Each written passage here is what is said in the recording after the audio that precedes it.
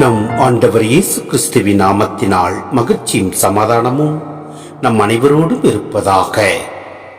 பாருக் 4:21-23, மேலும் 27-29 முடிய. என் பிள்ளைகளே, வீறு கொள்வீர், கடவுளை நோக்கி கூக்குரலிடுவீர்.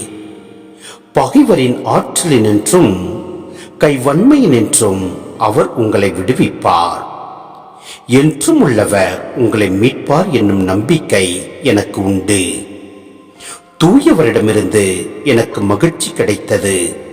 ஏனெனில் என்றும் உள்ள உங்கள் மீட்பர் விரைவில் உங்களுக்கு இரங்க காட்டுவார். நான் உங்களை துயரத்தோடும் அழுகையோடும் அனுப்பி வைத்தேன். கடவுளோ முடிவில்லா மகிழ்ச்சியோடும் அக்களிப்போடும் உங்களை மீண்டும் என்னிடம் அழைத்து வருவார். என் மக்களே, வீறு கொள்வீர், கடவுளை நோக்கி கூக்குரலிடுவீர். இத்துயரங்களை உங்கள் மீது அனுப்பி வைத்தவர் உங்களை நினைவு கூர்வார். கடவுளை விட்டு அகன்று செல்வதில் முன்பு நீங்கள் முனைந்து நின்றீர்கள்.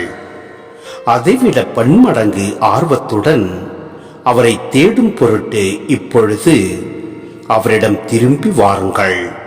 ஏனெனில் இக்கேடுகளை உங்கள் மீது வர செய்தவரே உங்களுக்கு முடிவில்லா மகிழ்ச்சியையும் மீட்பையும் அருள்வார்.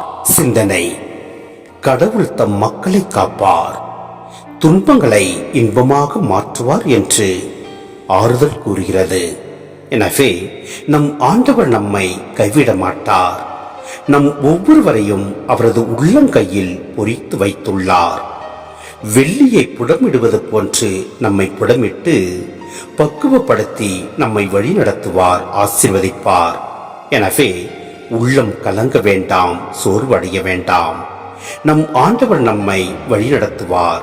எனவே நம் ஆண்டவரில் நம்பிக்கை கொண்டு அவரது வார்த்தைகளுக்கு கீழ்ப்படைந்து அவர் வழியில் நாம் நடப்போம். எல்லாம் அல்ல இறைவன் நம்மை நிறைவாய் ஆசீர்வதிப்பார். ஆமென்.